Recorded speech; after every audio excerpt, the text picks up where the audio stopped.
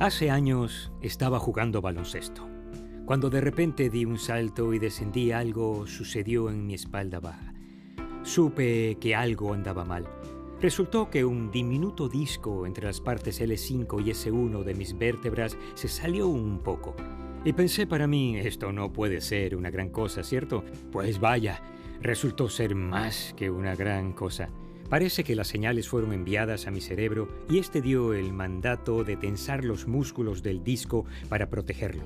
El tendón de la pierna es el mayor músculo del cuerpo y mi tendón derecho de la corva se ponía tan rígido que me inclinaba casi hasta alcanzar una posición perpendicular. La lesión del disco más la inflamación que tenía presionaba mi nervio ciático, enviando un agudo dolor a mi pierna derecha como el que se experimenta en el parto. Bueno, quizás no tan grave, pero sí dolía y me hacía sufrir siempre. No podía ejercitar, caminar, estar de pie o sentado por mucho tiempo. Los 6 meses siguientes no pude dormir más de 30 minutos seguidos. No podía realizar ningún trabajo en la casa y lo principal es que no podía ni jugar ni levantar a mis hijos. Todo por un pequeño disco como rosquilla entre L5 y S1. Nunca volveré a minimizar uno de esos pequeños discos de nuevo. Hoy vamos a hablar de dones espirituales. Tal vez pienses, ¿qué tiene que ver esto con la discusión de hoy de la práctica de los dones espirituales? Bueno, la Biblia establece una conexión muy clara. El Nuevo Testamento dice que en el momento que nos hacemos cristianos, nos convertimos en miembros del cuerpo de Cristo. Pero no todo el mundo es la misma parte y por eso no tenemos el mismo propósito ni el mismo papel. Si uno es un disco, digamos, entre L5 y S1, puedo decir por experiencia que una de las funciones al servir al cuerpo es la protección de un impacto al caminar, correr, saltar y darse la vuelta. Puede que no parezca una gran tarea, pero cuando no funciona, cuando no cumple su papel, todo duele y se paraliza. Créeme, lo sé.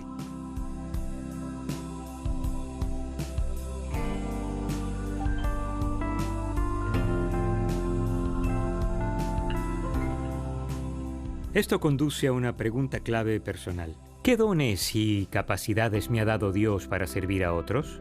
¿Qué función te asignó Dios para servir al cuerpo de Cristo y ayudar al cuerpo de Cristo a servir a los propósitos de Dios en el mundo? Es algo muy importante y emocionante de saber y poner en práctica. ¿Dónde enseña la Biblia esta idea? La vemos en varios lugares, pero me encanta la manera sucinta en que Pablo lo dice en Romanos capítulo 12, del 4 al 6. Este texto conforma el versículo clave que espero que aprendas de memoria. Pues así como cada uno de nosotros tiene un solo cuerpo con muchos miembros y no todos estos miembros desempeñan la misma función, también nosotros, siendo muchos, formamos un solo cuerpo en Cristo y cada miembro está unido a todos los demás. Tenemos dones diferentes según la gracia que se nos ha dado. Al final esta es la idea clave que Dios quiere que funcione en tu vida. Conozco mis dones espirituales y los uso para cumplir los propósitos de Dios. Dilo en voz alta conmigo esta vez. Conozco mis dones espirituales y los uso para cumplir los propósitos de Dios. Esa es la meta. Esta es una práctica espiritual muy importante que añade significado y propósito a nuestra vida. Es vital para lo que Dios quiere en las vidas de otros y para tu propio crecimiento espiritual. La mayoría de las enseñanzas de dones espirituales está en el Nuevo Testamento, pero Dios también asignó dones en el Antiguo Testamento. Una de mis historias favoritas es la historia de Daniel, que se encuentra en el libro que lleva su nombre, en el capítulo 2. Primero, unos antecedentes. El reino del sur, Judá, fue capturado y la mayoría de las personas fueron exiliadas al poderoso imperio de Babilonia. Uno de los primeros deportados fue un joven llamado Daniel. Con el crecimiento del imperio necesitaban más personas para formarlas y ocuparan papeles claves en el dominio del rey Nabucodonosor. Daniel y 3 de sus amigos ascendieron hasta la posición de sabios en la corte del rey. Hoy día podríamos decir que eran consejeros del presidente. Bueno, aquí está la historia.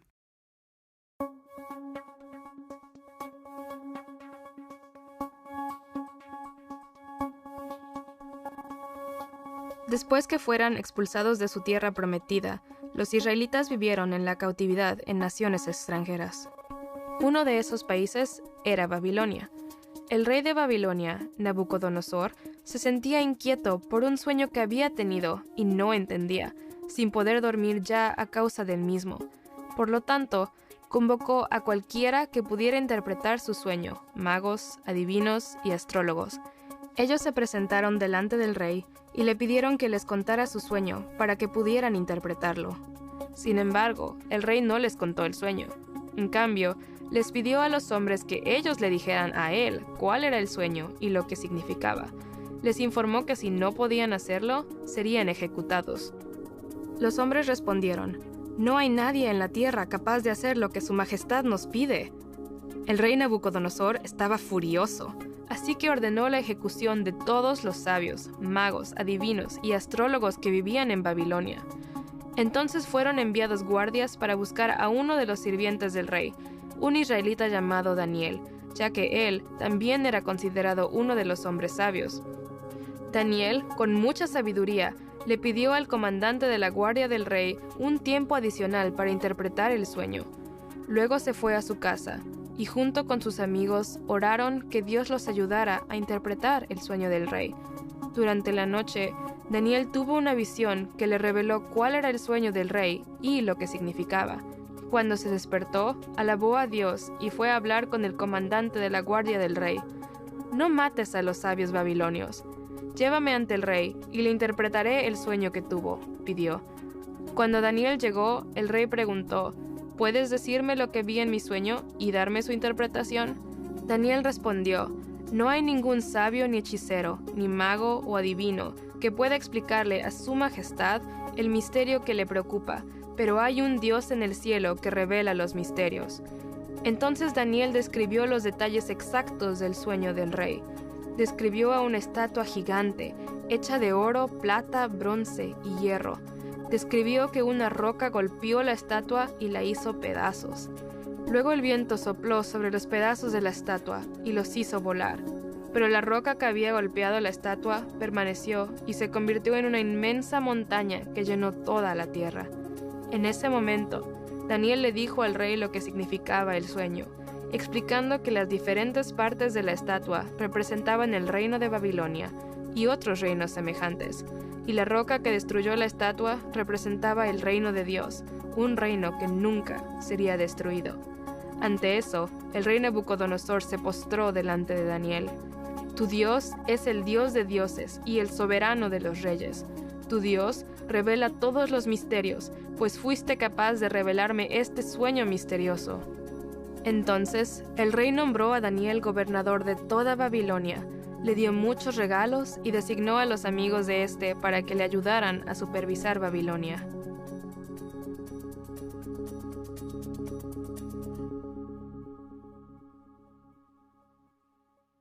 Profundicemos un poco más esta historia. En el año segundo del reinado del rey Nabucodonosor, él tuvo un sueño que lo inquietaba tanto que no podía dormir.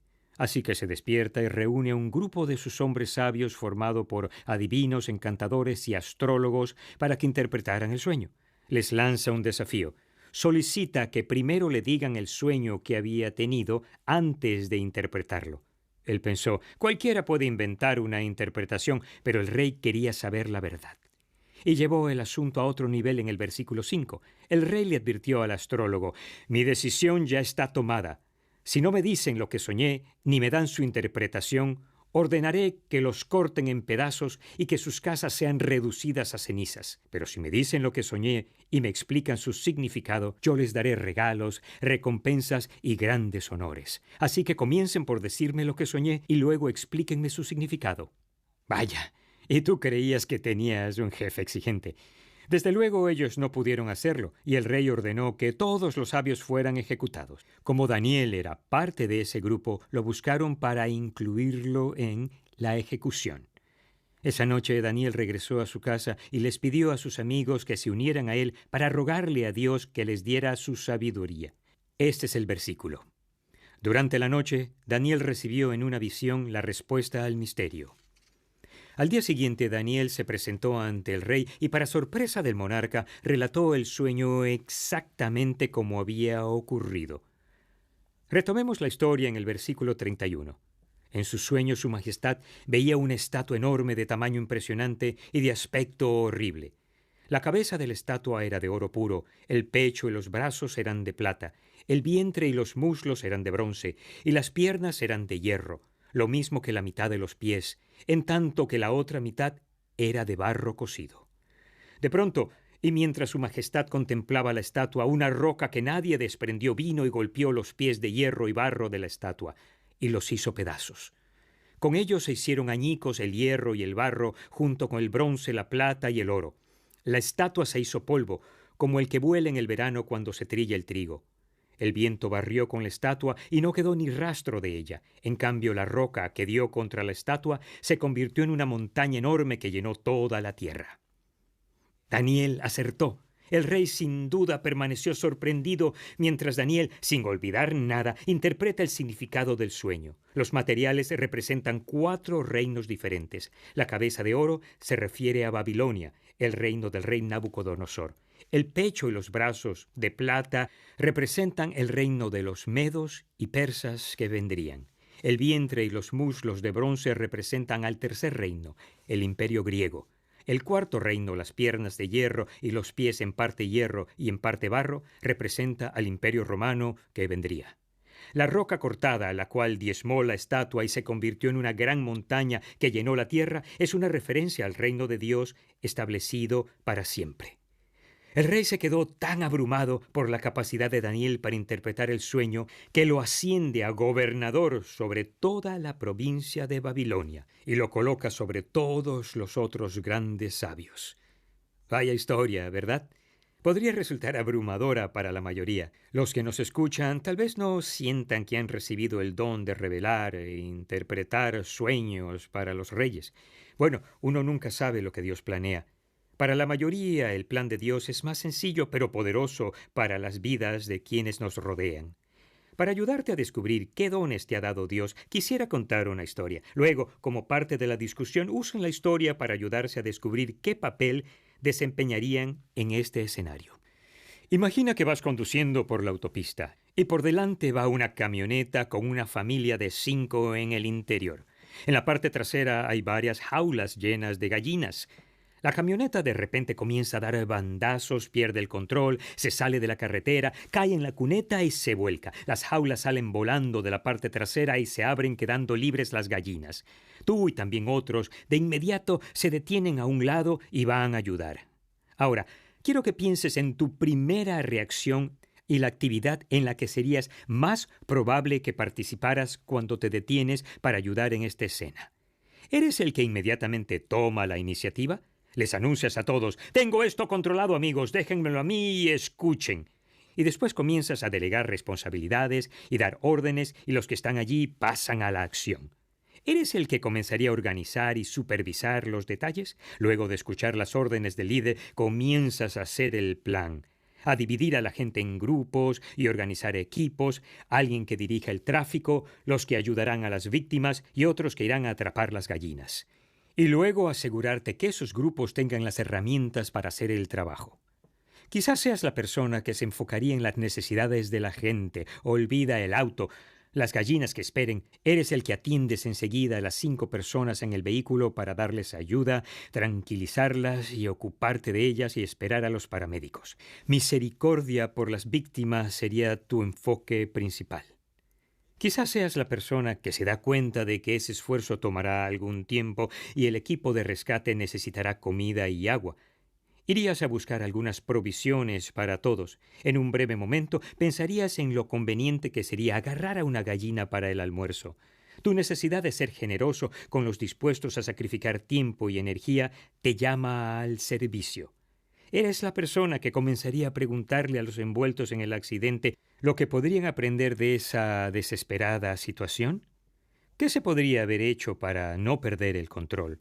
¿Cómo se podría evitar eso en el futuro? ¿Qué pasos debería dar el departamento de autopistas para evitar otro accidente en ese sitio? ¿Deseas reunir toda la información para enseñarles a otros a evitar tal accidente en un futuro? Quizás seas la persona que solo se acerca y dice: «Oigan, ¿cómo ayudo? Quiero trabajar. Lo que necesiten que haga, lo haré». Y te quedas con el trabajo sucio hasta que las víctimas vayan al hospital y las gallinas estén en su jaula, y antes de irte limpias los restos del accidente después de que la grúa se haya llevado el vehículo. ¿Ves los diferentes dones y las acciones emprendidas por las personas que se encuentran con el mismo problema? El papel que te veas a ti mismo desempeñando aquí puede indicar mucho de los dones espirituales que Dios te ha dado. Así Dios ha diseñado el cuerpo de Cristo para operar en la tierra. Él nos diseñó a cada uno con dones específicos, todos trabajando juntos para cumplir su plan.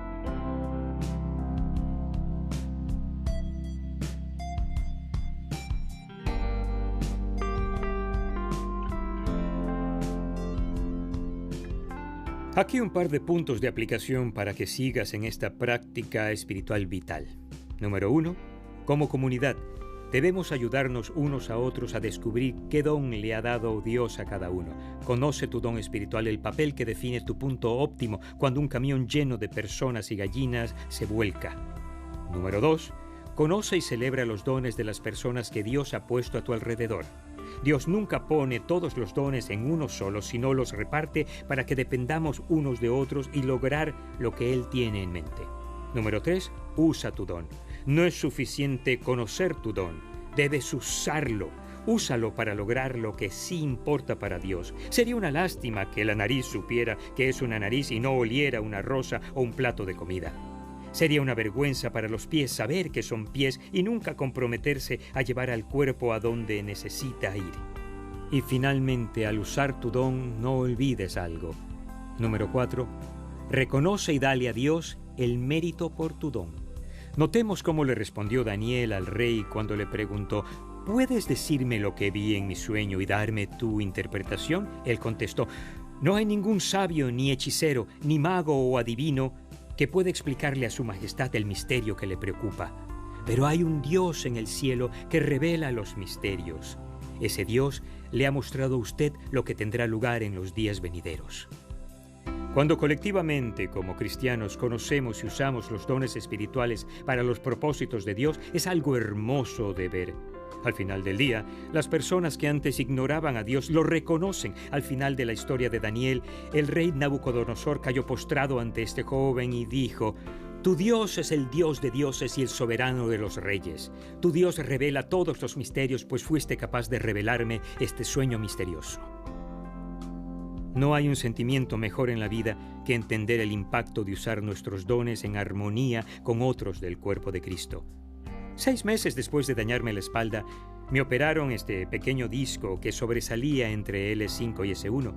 De nuevo puedo caminar, correr, saltar, dormir y ahora levantar a mis nietos. Nunca subestimaré de nuevo a esos discos mientras en silencio realizan su papel de amortiguar los golpes de una vida activa para Dios. Digamos juntos una vez más: conozco mis dones espirituales y los uso para cumplir los propósitos de Dios.